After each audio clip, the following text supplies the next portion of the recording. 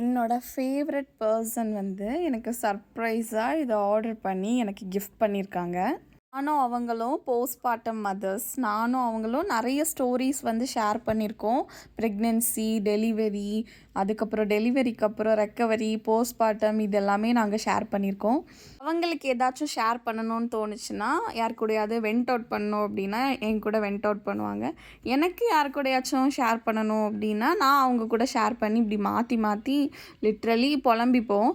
இந்த மாதிரி ஒரு பாண்ட் தான் எங்களுக்குள்ளே இருக்கும். ஆனால் யார் கூடயும் இப்படி ஷேர் பண்ணணும் அப்படின்னு எனக்கு தோணாது. அவங்க அப்படி ஒரு ஸ்பெஷல் பர்சன்.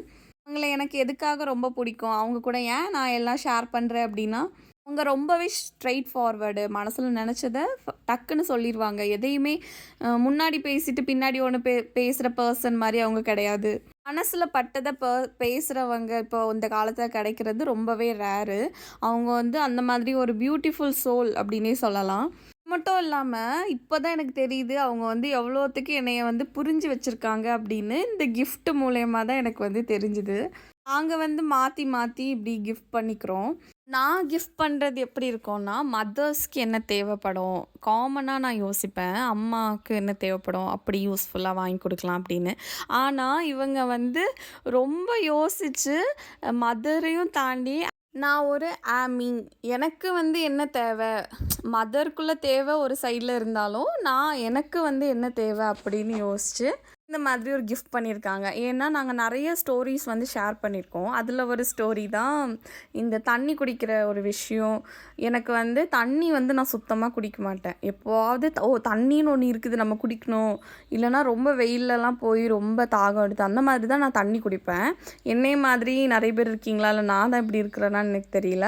இந்த மாதிரி ஒரு பர்சன் நான். அதனால நான் நிறைய வாட்டி அவங்கக்கிட்ட சொல்லியிருக்கேன். ப்ரெக்னென்சி அப்போது என் ஹஸ்பண்ட் வந்து தண்ணி குடிக்கணும், உனக்கு வந்து எந்த யூரின் இன்ஃபெக்ஷன் அந்த மாதிரிலாம் எதுவும் வந்துடக்கூடாது ஃபஸ்ட்டு ப்ரெக்னென்சி மாதிரி அப்படின்னு சொல்லிட்டு நான் தண்ணி குடிக்கிறதுக்காண்டி எனக்கு புதுசாக பாட்டில்ஸ் வாங்கி தருவாங்க. அப்போனா எனக்கு கொஞ்சம் தண்ணி குடிக்க இன்ட்ரெஸ்ட் வரும் அப்படின்னு சொல்லி சிப்பர் பாட்டில் போர் அடிச்சதோ வேறு ஒரு பாட்டில் அந்த மாதிரி வாங்கி பக்கத்துலேயே வச்சுருப்பாங்க. தண்ணி ஃபில் பண்ணி நான் குடிக்கணும் அப்படிங்கிறதுக்காண்டி. புது பாட்டில்னால நானும் கொஞ்சம் ஆர்வமாக குடிப்பேன். லிட்ரலி மந்த்லி ஒரு பாட்டில் வந்து எனக்கு வாங்கி தந்துடுவாங்க. அதனால எங்கள் வீட்டில் வந்து நிறைய பாட்டில்ஸ் ஆகிடுச்சு. ஆனால் பேபி பிறந்ததுக்கப்புறம் இந்த யாரையுமே மதர்ஸை யாருமே கவனிக்கிறதில்ல. அப்படி தானே எல்லாருமே அப்படி தான். அதே மாதிரி தான் என் லைஃப்லேயும் 2 பேபிஸ் வந்ததுக்கப்புறம் அவங்கள பற்றி மட்டும்தான் நம்ம மைண்ட் ஃபுல்லாக இருக்கும்.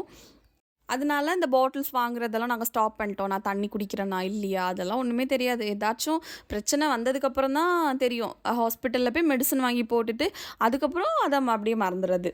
நான் வந்து ஷேர் பண்ணும்போது இதெல்லாம் நோட் பண்ணி வச்சுருக்காங்க. அப்போ புரிஞ்சுக்கோங்க என்னைய வந்து எவ்வளோ அவங்க வந்து புரிஞ்சு வச்சுருக்காங்க அப்படின்னு. எனக்கு வந்து என்னைய இப்படி புரிஞ்சு வச்சுருக்க ஒரு பர்சன் கிடச்சிருக்காங்க என் லைஃப்பில் அப்படின்னு நினைக்கும் போது எனக்கு ரொம்ப ஹாப்பியாக இருக்குது.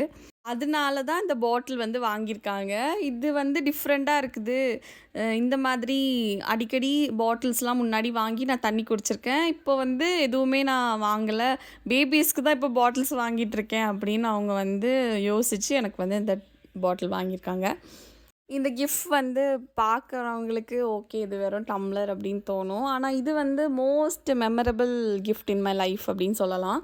ஏன்னா இது வரைக்கும் எங்கள் அம்மா அப்பாவோ என் ஹஸ்பண்டோ இதுவரை எனக்கு சர்ப்ரைஸாக எந்த கிஃப்ட்டுமே தந்ததே கிடையாது. அதுவும் என்னைய வந்து புரிஞ்சு ஒரு கிஃப்ட் வந்து தந்தது கிடையாது. ஏன்னா என்னைய வந்து யாருமே இவ்வளோ 100% புரிஞ்சது கிடையாது. ஆமிக்கு வந்து ஒரு கிஃப்ட் வாங்கி கொடுத்தா அவளுக்கு பிடிக்கலன்னா அது யூஸ் பண்ண மாட்டா, அது வேஸ்ட்டாக தான் போகும் அப்படின்னு தான் எல்லோரும் சொல்லுவாங்க. என் ஹஸ்பண்ட், அம்மா அப்பா எல்லாருமே. ஏன்னா அதான் உண்மை. எனக்கு ஒருத்தங்க வாங்கி தந்தாங்க அப்படின்னா எனக்கு பிடிச்சதுன்னா நான் நல்லா யூஸ் பண்ணுவேன், எனக்கு பிடிக்கலன்னா நான் யூஸ் பண்ண மாட்டேன். அதனால் வேஸ்ட்டாக போயிடக்கூடாது அப்படின்னு சொல்லிட்டு உனக்கு பிடிச்சதை நீ வாங்கிக்கோ, இல்லைன்னா உனக்கு பிடிச்சதை நீ சொல்லு, நான் வந்து வாங்கி தரேன். அந்த மாதிரி தான் இதுவரை எங்கள் அம்மாவும் எனக்கு கிஃப்ட் வாங்கி தந்திருக்காங்க. எல்லாமே வாங்கி தந்திருக்காங்க. ஹஸ்பண்டும் அப்படி தான் வாங்கி தருவாங்க இப்போ வர. ஆனால் என் லைஃப்பில் வந்து ஒரு 2 பர்சன் இருக்காங்க. நான் ப்ரெக்னெண்ட்டாக இருக்கும்போது தான் அவங்க 2 பேருமே ப்ரெக்னெண்ட்டாக இருந்தாங்க. எனக்கு குழந்த பிறந்ததுக்கப்புறம் அவங்க 2 பேர்த்துக்கும் ஃபியூ மந்த்ஸ் கேப்பில் எங்களுக்கு 3 பேர்த்துக்கும் வரிசையாக குழந்த பிறந்துச்சு. நாங்கள் 3 பேருமே சேம் போஸ்ட்மார்ட்டமில் இருக்கோம். அதனால் நாங்கள் 3 பேருமே அப்படி க்ளோஸாக அட்டாச் ஆகிட்டோம். நாங்கள் 3 பேருமே எங்கள் குழந்தைங்களுக்கு கூட எப்படிலாம் நாங்கள் சஃபர் பண்ணுறோம் அப்படின்னு சொல்லி மாற்றி மாற்றி எங்கள் ஸ்டோரிஸ்லாம் நாங்கள் ஷேர் பண்ணிப்போம்.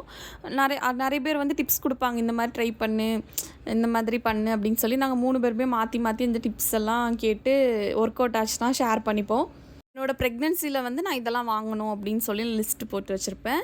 அவங்களும் என்னோடய ஃப்ரெண்ட்ஸும் லிஸ்ட்டு போட்டு வச்சுருப்பாங்க.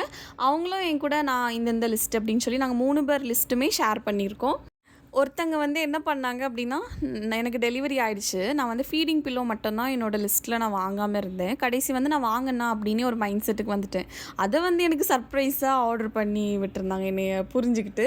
ஓ, இவ லிஸ்ட்டில் இது மட்டும் வாங்கலை, சரி அது கிஃப்டாக கொடுத்தா அவளுக்கு பிடிக்கும் அப்படின்னு சொல்லி என்னைய புரிஞ்சு வாங்கி கொடுத்தாங்க. இப்போ வந்து இன்னொரு ஸ்பெஷல் பர்சன் வந்து இந்த டம்ளர் வந்து இப்போ வந்து இவ வந்து இப்போது பாட்டில்ஸ் வாங்குறதில்ல, ஒழுங்காக தண்ணி குடிக்கிறதில்ல, குழந்தைங்கள மட்டும் பார்க்குறா அப்படின்னு சொல்லிட்டு இது எனக்கு கிஃப்ட் பண்ணியிருக்காங்க.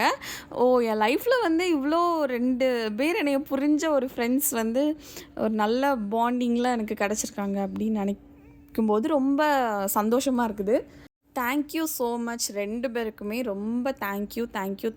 எவ்வளோ தேங்க்யூ சொன்னாலும் எனக்கு பத்தாது. அந்த மாதிரி ரொம்ப ஹாப்பியாக நான் ஃபீல் பண்ணுறேன். இந்த வீடியோ வந்து அவங்க 2 பேர்த்துக்காண்டி தான் நான் இவ்வளோ பேசி போடுறேன். அவங்க வந்து பார்க்கட்டும், நான் எப்படி ஃபீல் பண்ணுறேன் அப்படின்னு தெரிஞ்சுக்கட்டும் அப்படின்னு சொல்லி. நீங்கள் 2 பேரும் என் லைஃப்பில் கிடச்சதுக்கு நான் ரொம்ப கொடுத்து வச்சுருக்கணும். அதே மாதிரி நீங்கள் வாங்கி தந்த கிஃப்ட்டு எனக்கு ரொம்ப யூஸ்ஃபுல்லாக இருந்துச்சு. ரொம்ப தேங்க்யூ இந்த கிஃப்ட்டுக்காக. ஒரு அம்மா அப்பா பொண்ணை பற்றி யோசிப்பாங்க, ஓகே. என் ஹஸ்பண்ட் வந்து என் ஒய்ஃப் நல்லா இருக்கணும்னு யோசிப்பாங்க. நீங்கள் 2 பேருமே ஒரு தேர்ட் பர்சன் என் மேலே இவ்வளோ அக்கறை காட்டி, இவ்வளோ பாசம் காட்டி, இவ்வளோ என்னை புரிஞ்சு வச்சு எனக்கு வந்து இந்த மாதிரி கிஃப்ட் பண்ணுறீங்க. ரொம்பவே கிரேட்ஃபுல்லாக நான் ஃபீல் பண்ணுறேன். நம்ம பாண்டிங் வந்து யாரோட கண்ணும் படாமல் இதே மாதிரி லைஃப் லாங் வந்து தொடரணும் அப்படின்னு நான் வந்து கடவுளை வேண்டிக்கிறேன். தேங்க்யூ. இன்னொரு வீடியோவில் பார்க்கலாம். பாய்.